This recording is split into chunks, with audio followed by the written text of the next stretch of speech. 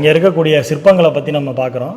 அந்த வரிசையில் தாராசுரத்துக்குன்னே இருக்கக்கூடிய சில சிறப்பான சிற்பங்கள் அப்படின்னு பார்த்தோம்னா அதில் ரொம்ப முக்கியமான சிற்பம் வந்து இந்த கண்ணப்ப நாயனாருடைய சிற்பம்.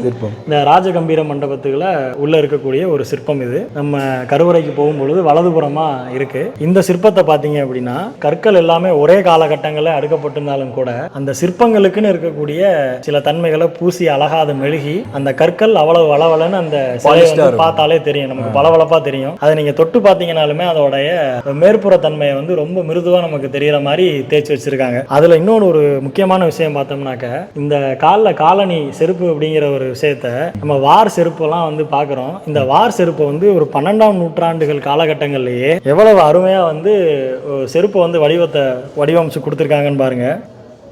இந்த கோயிலில் பார்க்கக்கூடிய ரொம்ப சிறப்பான நுணுக்கமான சிற்பங்களில் இந்த ஒரு சிற்பத்தை வந்து நம்ம சொல்லலாம். அதே மாதிரி அதுக்கு பக்கத்தில் இருக்கக்கூடிய வீணை இல்லாத சரஸ்வதி.